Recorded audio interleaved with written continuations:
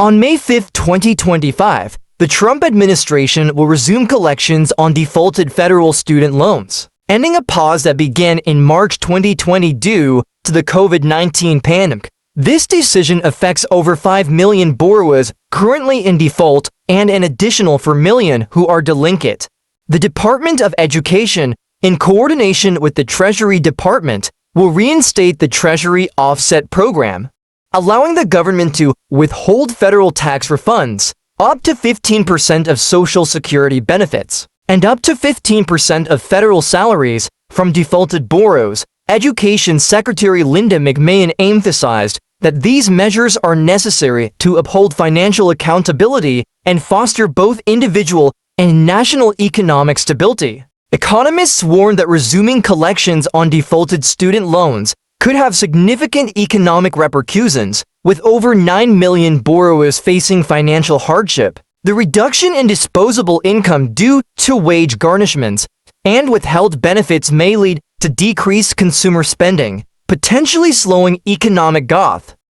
Michael Jones, an economist at the University of Cincinnati, noted that every dollar that goes to pay the loans is a dollar that won't be circulated into the economy. Furthermore, the resumption of collections could negatively impact credit scores, making it more difficult for borrowers to secure housing or auto loans, thereby affecting related merits.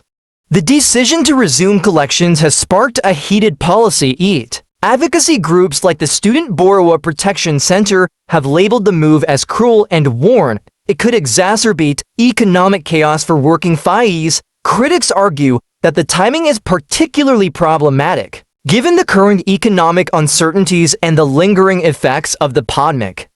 On the other hand, supporters of the policy emphasize the importance of fiscal responsibility and the need to reduce the national debt, which currently stands at $36 trillion. Education Secretary Linda McMahon stated that American taxpayers will no longer be forced to serve as collateral for irresponsible student loan pulleys.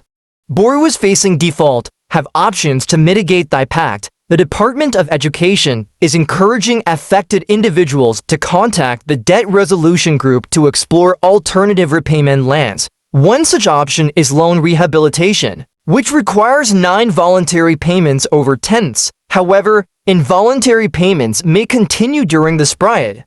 It's crucial for borrowers to act promptly to avoid wage garnishment and further credit damage. Resources and assistance are available, but navigating the system can be challenging, especially amid policy changes and administrative hiccups. The debt clawback may bring clarity, but at what cost? Experts warn of ripple effects, weaker GDP, stalled recovery, and widening inequality. It's short-term gain for the Treasury, but long-term pain for everyday Americans. As surveys show consumer confidence tanking, one question looms: is this the decision that breaks the camel's back?